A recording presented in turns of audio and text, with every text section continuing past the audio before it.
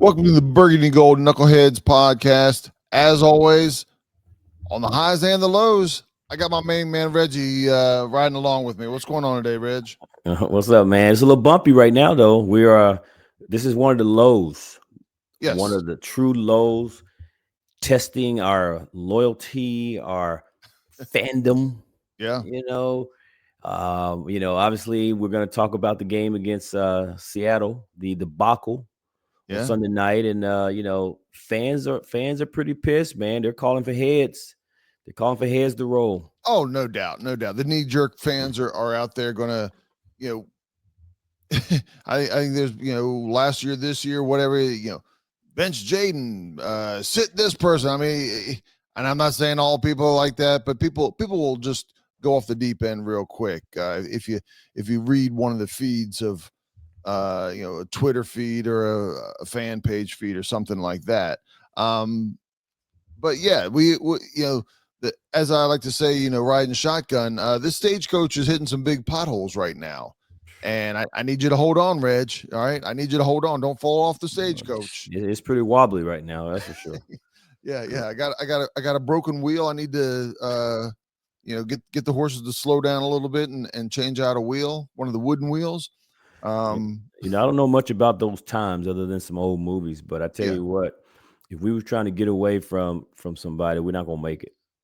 Not in this wagon right now. No, they're No. gonna catch us. And the No, way this season is going, yeah. it's gonna catch up with us, and it's gonna be our demise. Yeah, right now I don't have the thoroughbreds pulling the wagon here. I've got an old gray mule. That's all the speed that this wagon can handle right now. Oh God. Clip clop, clip clop, clip clop. But yeah, we were at the game. When we did our assessment of Seattle, we thought they're a solid team, but we didn't look at them as being any kind of a juggernaut. The teams that they played and beat, they played solid. A couple of games that they lost against some better teams, they hung in there. They're, coming into it, I look at it, I go, that's a solid team, right?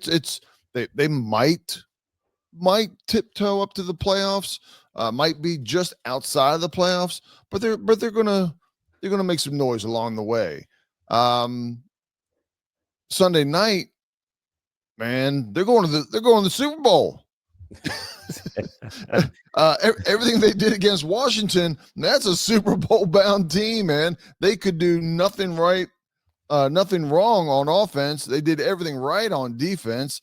Their special teams made plays that we didn't. It was a beatdown. It was as we like to say, or we like to give, we don't like to get ass whoopings. Yeah. But we got that ass whooping. Man, look, boy was I wrong on my prediction, right? My confidence number was a 7. Right. And I couldn't have been any more wrong given what ultimately happened on that field. In my wildest dream, I would not have predicted that game to go the way it did. I mean, even if we had lost, in my mind, if we had lost the game, which I felt like it was possible, Right. but even losing the game, I never thought that we'd never be in the game, right? The game was just over within a matter of minutes. Yeah. To your point, we made Sam Darnold and that offense look like the Kansas City Chiefs offense. They have some weapons, they have studs, but still, I thought that team was a beatable team. That Washington could hang with them and have a chance to beat them, and I couldn't have been any more wrong based on results.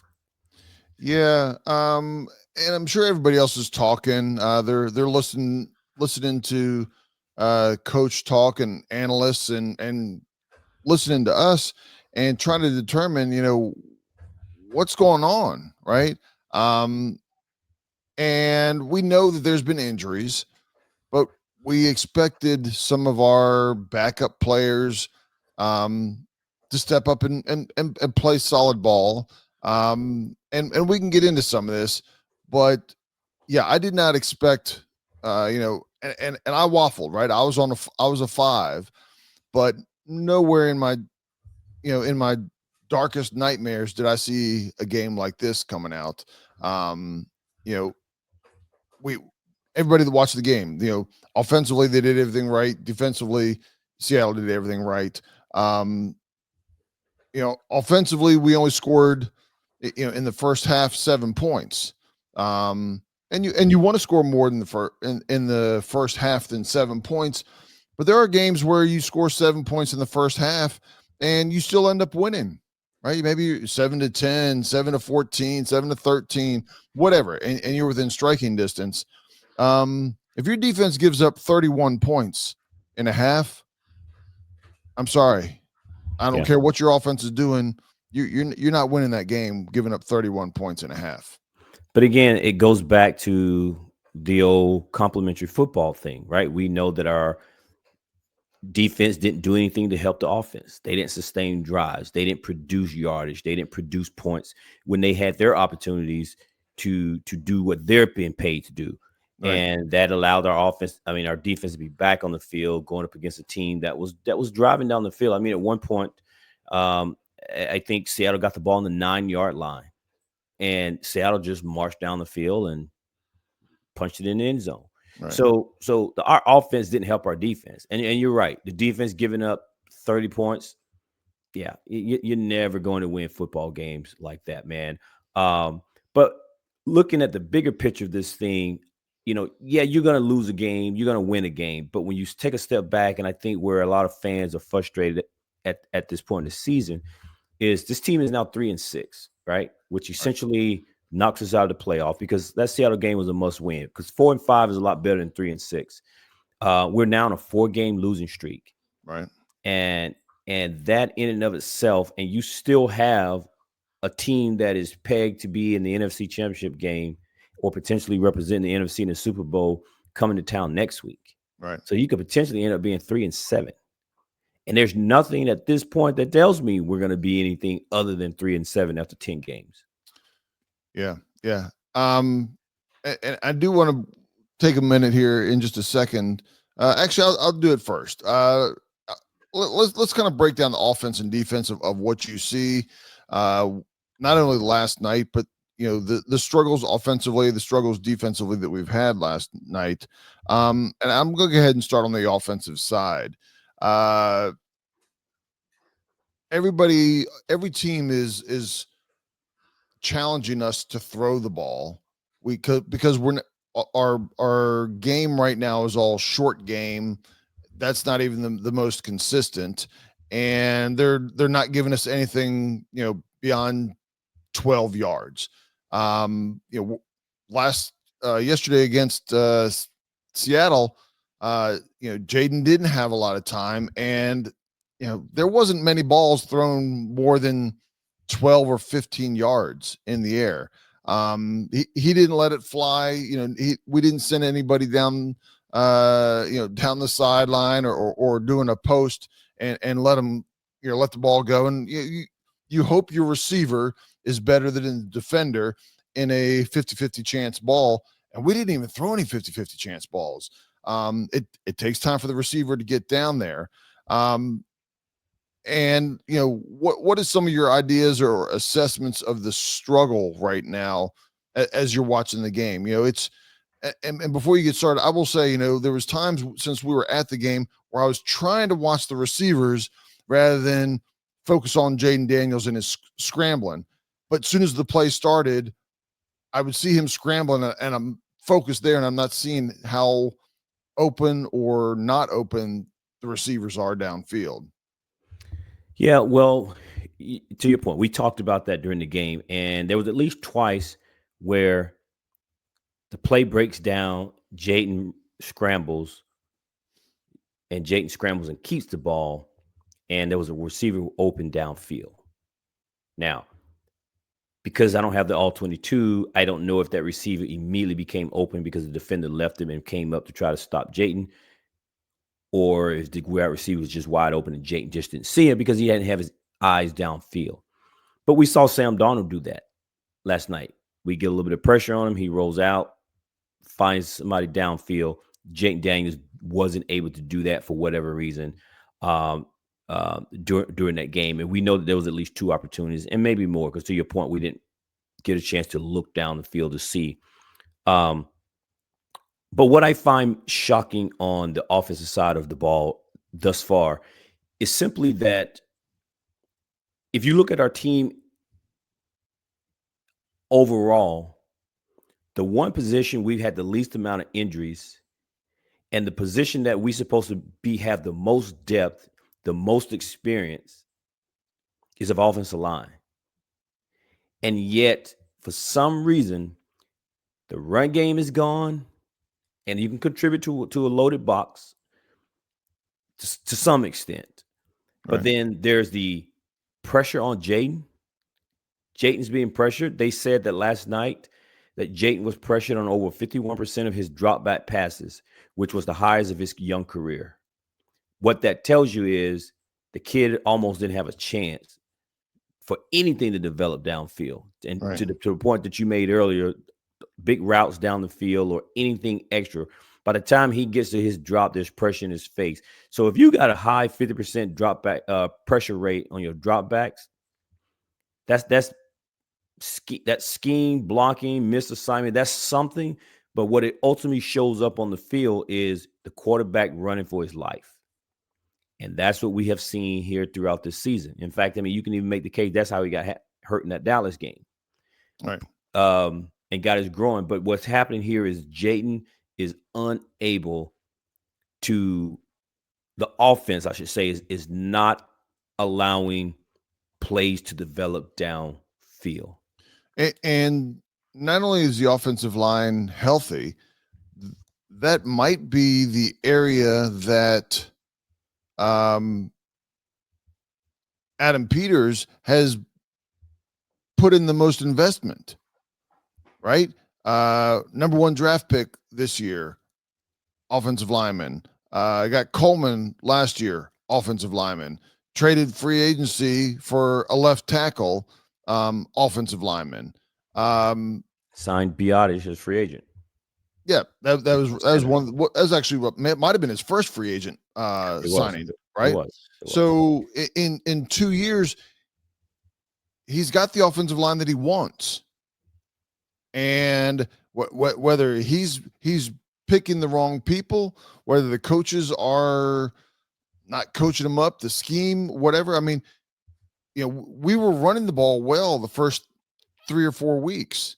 I'll say 4 weeks. We were running the ball well, and when we started losing a couple games, I'm like, why aren't we running it well? Well, all of a sudden at that point we couldn't, and they started stacking the box because we couldn't pass. And it's, how are we doing it one time and not the other? Is it because our passing game is so bad all of a sudden that they dare us to beat the pass or dare us to be successful at the pass, and they say we're just going to stop the run? But even on the pass or protection, Jaden Daniels, I mean, he didn't have time. And it's not that, and where I compare it different to what Sam Darnold did last night, Sam Darnold scrambled out of pressure, and then he had time to throw it, right? He had that moment. The pressure on Jaden Daniels was steady and nonstop, right? Once he moved out of pressure, he had the wolves, biting at his ankles as he was moving. It wasn't like he just stepped up, okay, I got a second, boom, and pop it. It was, once the pressure broke down, it was a street game. I mean, yes, the receivers are running their patterns, but Jaden is playing street ball at that point. With him running more often than not. And I don't know what's going on with this offensive line, but the offensive line coach, the players, and Adam Peters needs to have some answers on this. We to your point that you brought up right off the bat, it's the area that we've had the least amount of injuries, the most stability, the players that we want, and that's an area that really shouldn't be failing like it is. Yeah, it's the the issues that has plagued this team, I think, is multi-layered. And if you Yes. listen to any of the coaches' pressers, primarily Dan Quinn, I get the impression they don't have an answer. Right. Granted, again, it's multi-layered. It's not one fix. It's not one problem. But I think the issues is multi-layered. He was asked the question, it's not the culture. I think he was trying to subtly answer the question, but not throw his players under the bus. But he said that it's not the brotherhood, it's not the culture. Right. And so that leads the players. Or you can say it leads the coaches, but it ain't the culture. Right. And so something is wrong. Something is off. I even sent out a tweet. I said, the team is broken. And I said, we can't run the ball. We can't catch the ball. We can't throw the ball. We can't tackle. Right? We can't do anything right consistently. Right. And granted, I understand injuries has taken a toll. I'm not trying to pretend that that's not a factor here. But having injuries on the team isn't the reason Quan Martin doesn't understand to push. He's the last line of defense, and to understand that he needs to push the guy out of bounds instead of trying to shoulder tackle. Injuries isn't the reason why you got players who continually leave the opponent wide open and have miscommunication, misassignments when the play call is on the field. So, yeah, I mean, I'm baffled. I'm baffled by what is going on. I mentioned that this team would be better. It may not show it record-wise, but good Lord, man, this is a disaster. Yeah, they're definitely not better. And I think last year overall, not that teams don't make mistakes, teams don't have penalties. I mean, same coaching staff. A lot of the core players are the same players, but this looks like sometimes like an undisciplined, poorly coached team this year. And I'll go back to last night. Number one, you got to make the easy catches. One drop ball in a game is too much. You also, Zach Ertz, in motion, going to run out and he starts moving forward. He makes a cut upfield before the ball is snapped. The guy's a 10, 12, 13-year veteran. You can't make those mistakes. Nowhere in the NFL is hands to the face allowed when you're an offensive lineman. It's just not, much less ripping his helmet off. You're going to get called. When the guy's helmet is laying there, you can't look around and go, I don't know who did that. Our offensive line, not only did they had two personal foul penalties, not even holding. You just cannot have that. You are not a good enough team to get away with ridiculous penalties like that. Pass interference on the defensive side, and we can talk about the defense in a minute. You're making a move on the ball and you're reaching and grabbing and doing whatever. I don't like them, but those things happen. But some of the penalties on offense, they just should not happen. And especially when you're already struggling, it seems like those are just knives in the back of the rest of the offense when you do something like that. You get something going, you pick up a first down. Oh, you pick up a second first down and hands to the face. It's 1st and 15, yeah. And you're just not good enough to get away with that this year. Yeah. Well, it's I don't think at this point it's going to get any better. But to your point, for this team to be penalized as much as they are, and it happening with veteran players. I mean, because we've seen it. It's not just Ertz. Right. But with all the injuries, there's so little room for error for this team. Right. But yet, for a Dan Quinn coach team and for a Joe Witt coach defense, this team was supposed to be disciplined, hard-nosed, fundamentally sound, right? All the stuff that they told us. during the introductory press conference, right? And the only thing that I could say that we saw was the team playing together, the togetherness, the brotherhood, and all of that. But the rest of that, yeah, I don't think so. Yeah. At least not this year. Yeah. Flipping over to the defensive side, it was rough. I don't care what numbers you look at for the game.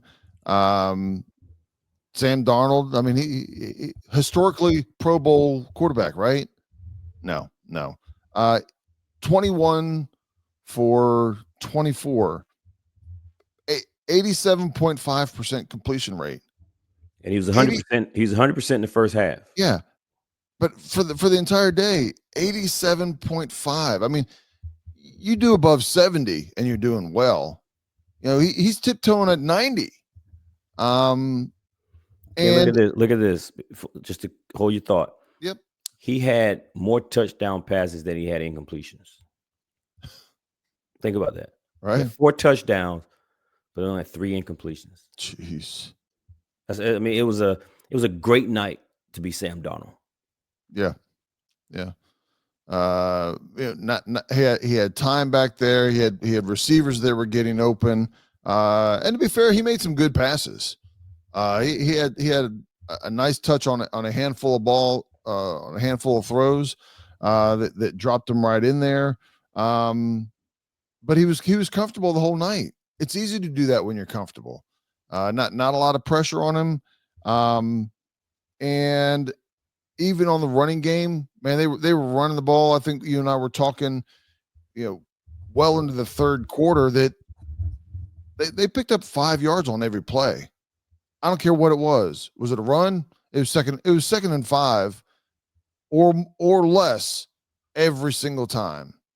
A run and play, pass play, pitch play, quarterback scramble, whatever it was, they were picking up 5 yards minimum every single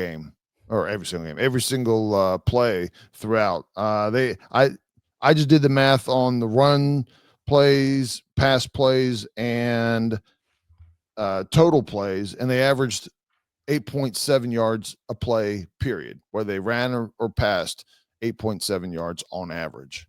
So damn near first down every play. Yeah. Man, listen, I have harped on the defense most of this season, so I don't have a whole lot more to contribute, just simply because last night was more of the same. The only thing that jumps out at me, I'll give you another statistic here, is over the last, we're on a 4-game losing streak, but of the last 3 games, including last night, Dallas, Kansas City, and Seattle, the team has lost by over 20 plus points in the last 3 games. So 44-24 to Dallas, 28-7, that's 21 points to Kansas City, and 38-14 against Seattle. Yeah. So, and I think someone mentioned that that's like the worst stretch, I think, in the history of the organization. Yeah. Because although you've had some bad seasons, you've not had a string of games that have been this bad offensively, defensively, and just as an organization. And we know we've definitely had worse teams as far as talent than what we, at least at the beginning of the year, compared to what we have now. Yeah. And so with that, man, the defense did more of what they've been doing, to say the least. Not a lot changed. The star wide receiver for Seattle, NGS, was just able. I'm sorry, I'm drawing a blank on this kid's name. Is it JSN? Yeah. Yep. JSN. Because I'm not gonna butcher ABC, his name. LMNOP. Yeah. Yeah. Last name Smith. First name Jackson. But yeah, the kid just went out and did his thing, man. Sam Darnold. I mean, it was just more the same. Yeah. And it's about to get worse. In terms of, now, I don't know. Some people may say it's going to get better, but I think it's going to get worse because I know people have wanted to bench Marshawn Lattimore. Right. And listen, I'll be the first to tell you, the trade hasn't panned out to be what we thought it was going to be. But you can't just make a move for the sake of making a move. So you bench Marshawn Lattimore, then who you going to bring in? Another guy that's going to get torched. Right. But here's the thing. I don't think we're going to have a choice, because I think the reports that are coming out is that he tore his ACL. We know he had a knee injury, but the reports that he had ACL. And if that's the case, he's done for the year. And it could be the end of his career. But certainly it's probably his last play in Washington. Correct. So the people who wanted Marshawn Lattimore bench, you got your wish. But more importantly, I don't know that the defense is going to get any better when you lose what is supposed to be one of your top corners. Yeah. So let me run this by you. I don't think we have a whole lot more on the game, but if I'm looking out for the rest of the year, we know this is going to be a challenging rest of the year. Just with all our injuries. I mean, we didn't even talk. We've gone this long through the podcast. Well over 25 minutes, and haven't even mentioned of Jaden Daniels' injury. Right, he may be out for the season. Well, hang on before we get to Jaden, because I think there was a lot to talk to Jaden. But let me just point out this thing, because I know we're going to now talk about our injuries. So you mentioned, seems like every week we're losing someone to injury. Right. And just like last night, Marshawn Lattimore gets injured. Luke McCaffrey breaks his collarbone on the first play of the game. And then we lose Jake Daniels to injury.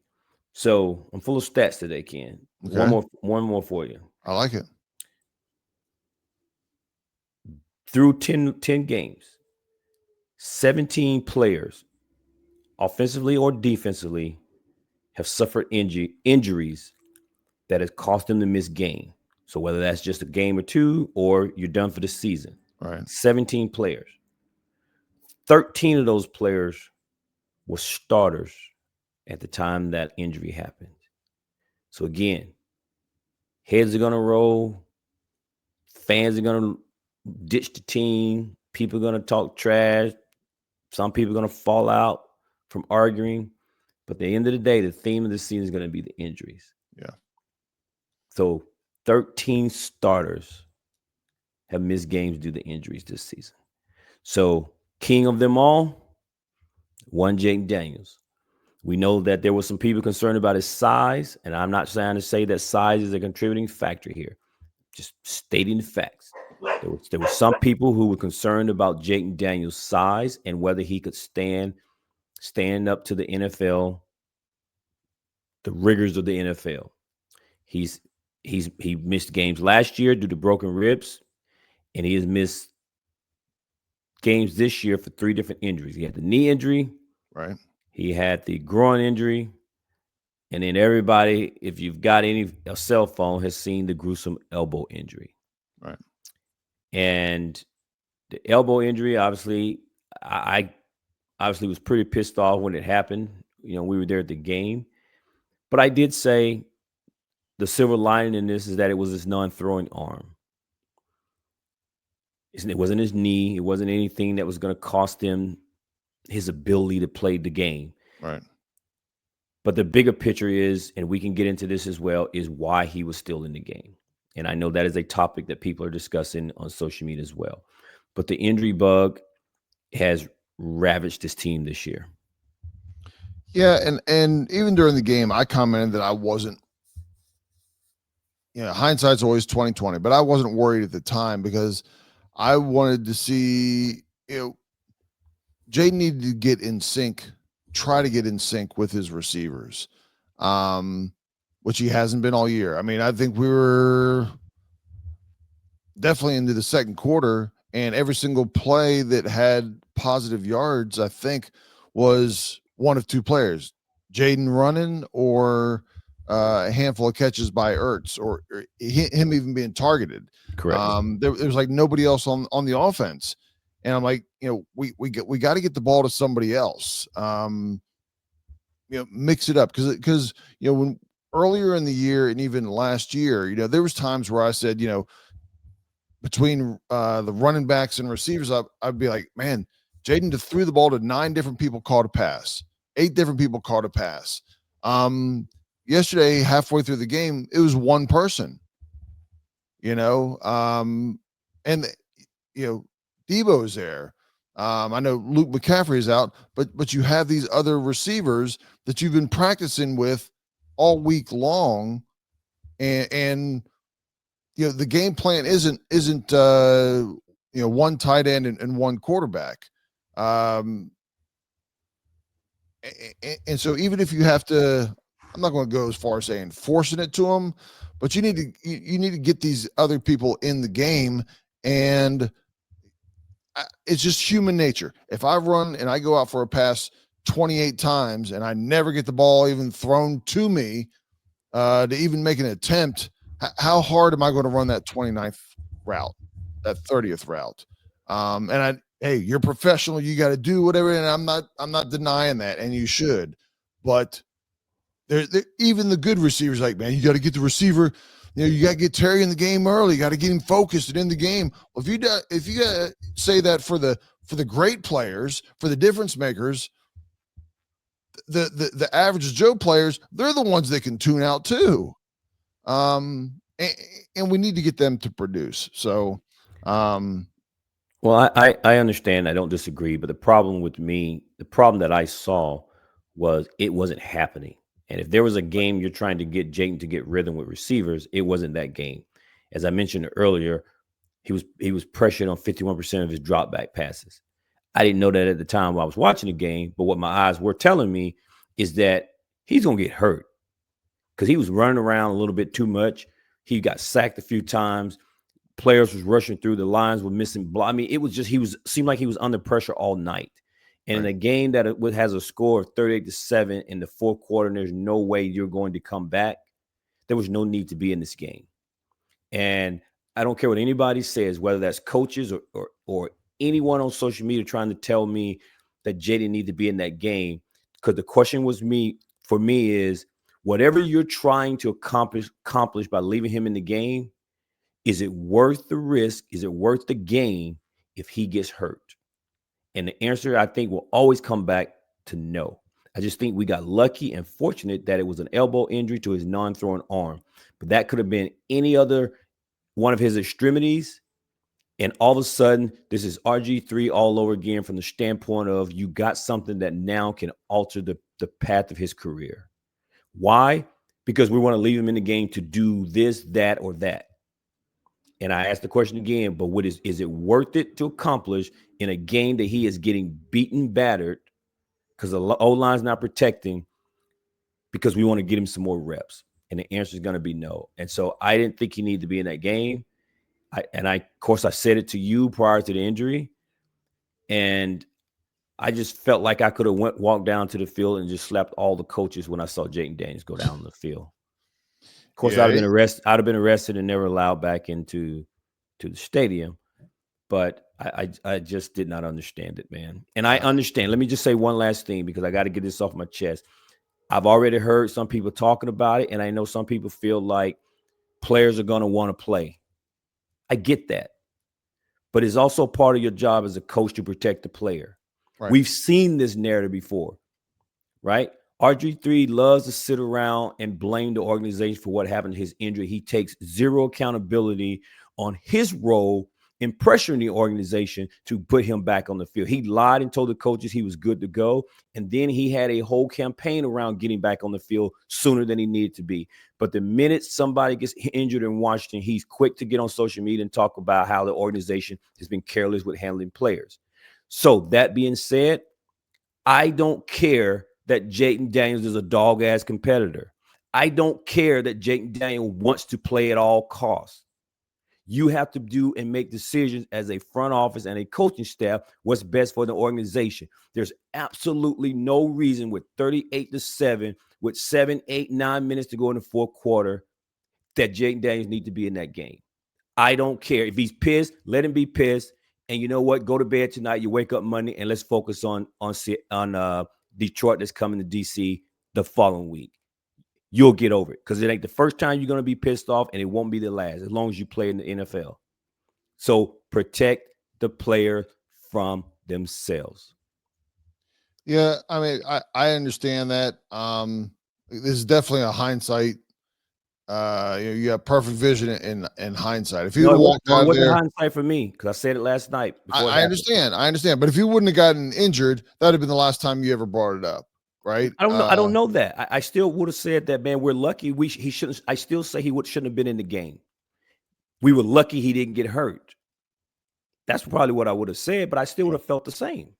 Well, let me kind of turn the page here real quick. Looking at the rest of the season, clearly we're not going to have the season that we thought, right? There's nobody at this point that thinks we're even a playoff contender.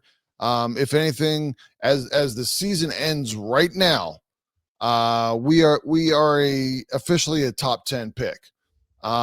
We are sitting at number 10, and I'm not trying to tank or do anything like that, but just real quick, Reggie, you don't even tell me win or lose. Just tell me, are we competitive in the game? Are we not competitive? As I read the final opponents here, do we stand a chance against Detroit? No. Miami. Yes. Denver. No. Minnesota. No. Giants. No. Philadelphia. No. Cowboys. Nope. Philadelphia. Not even the second time. So you only gave one game that we stand a chance on. That doesn't mean we can't win. And that doesn't mean, when I say stand a chance means maybe we lose, maybe we win. I've not seen anything through 10 weeks that makes me feel good that we will beat those other teams except Miami. And the only reason I picked Miami is because they're a mess themselves. Yeah. And so the and NFL is about Miami, to. I would add in the Giants on myself, but that even so, we'll go with mine just on from a positive perspective. That's 2 more games. That means you're and let's just say you win them both. That's winning. That's going 5-12. 5-12, which is the opposite of last year. We was 12-5, and I think we'll be lucky to go 5-12 this year. Yeah. We definitely have a lot of challenges, but we'll be talking about that. Well, let me ask you this. Yeah.